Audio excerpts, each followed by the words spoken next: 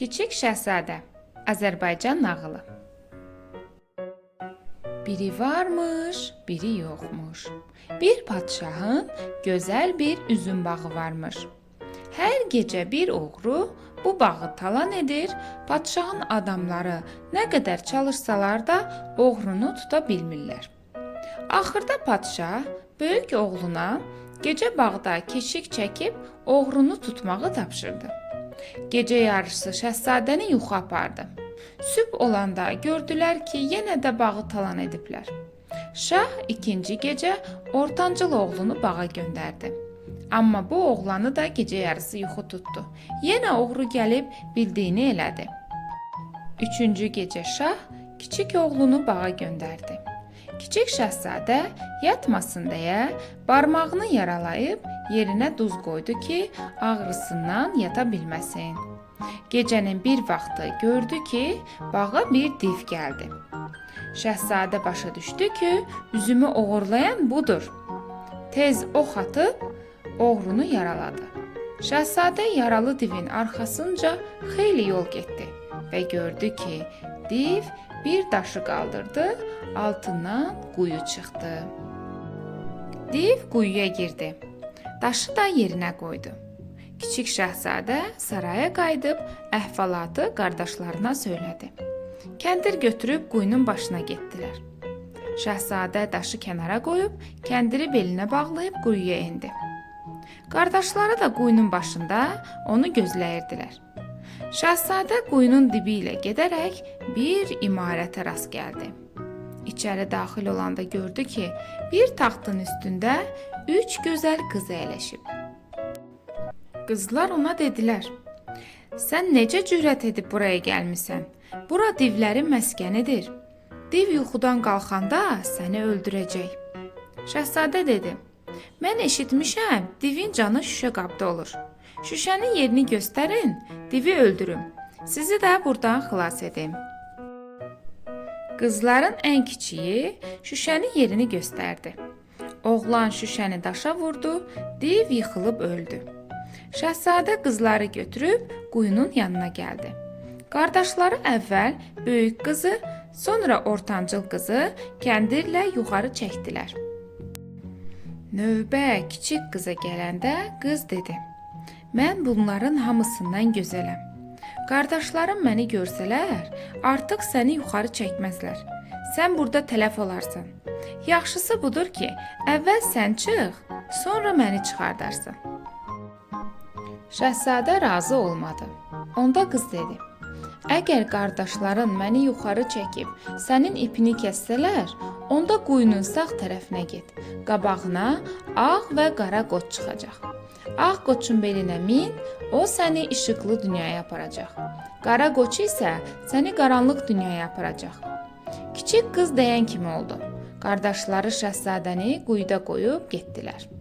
Atalarına dedilər ki, güya kiçik qardaşları divlə döyüşəndə həlak olub.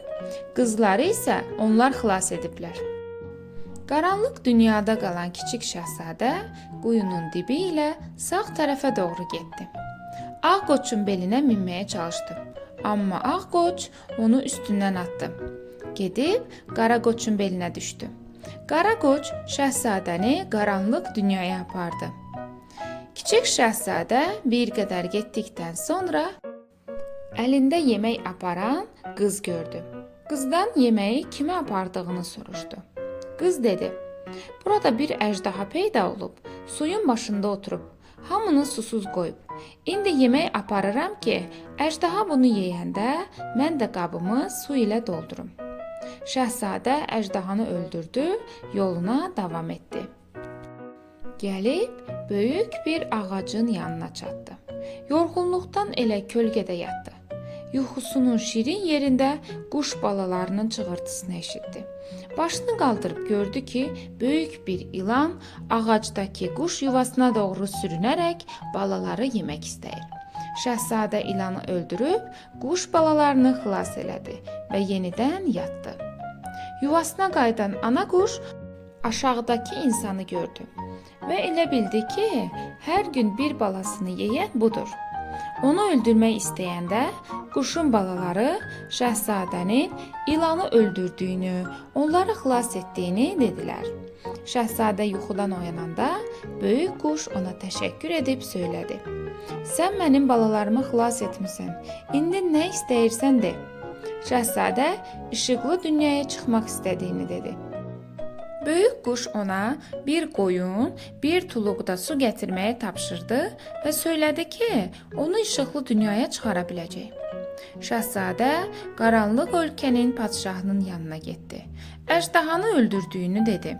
Həmin vaxt orada olan qız əlini əjdahanın qanına batırıb şahzadənin kürəyinə sürtmüşdü. Bu qız da şahzadənin sözlərini təsdiqlədi. Padşah gördü ki, doğrudan da oğlanın kürəyində qanlı əlizi var. Ona təşəkkür edərək bir qoyun və bir tuluq su verdi.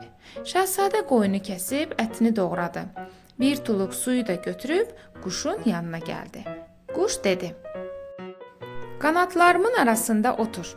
Səni işıqlı dünyaya çatdırana qədər mən qa qışqıranda ət, qu qışqıranda su verərsən." Beləcə uçmağa başladılar. Quş qa qışqıranda şahzadə ona ət, qu qışqıranda su verdi. İşıqlı dünyaya çatmağa az qalmış, ət qurtardı. Şahzadə öz budundan bir parça kəsib quşa verdi. Quş bildi ki, bu adam ətidir. Yeməyib ağzında saxladı. Gəlib işıqlı dünyaya çatdılar. Quş gördü ki, şahzadə axsayır. Dilinin altında saxladığı əti çıxarıb oğlanın ayağına yapışdırdı. Sonra qanadını həmin yerə sürtdü və yara sağaldı. Və nəhayət şahzadə atasının sarayına gəlib çıxdı. Başına gələnləri danışdı. Padşah kiçik şahzadəni öz yerinə vəliəhd təyin elədi. Toy edib quyudan xilas etdiyi kiçik qızla onu evləndirdi. Və beləcə macəralarla dolu olan nağılımızın sonuna gəlib çatdıq. Göydən 3 alma düşdü. Biri sənin, biri mənim, biri isə şahzadənin. Növbəti nağıllarda görüşənədək əziz uşaqlar. Sağ olun, gecəniz xeyrə qalsın.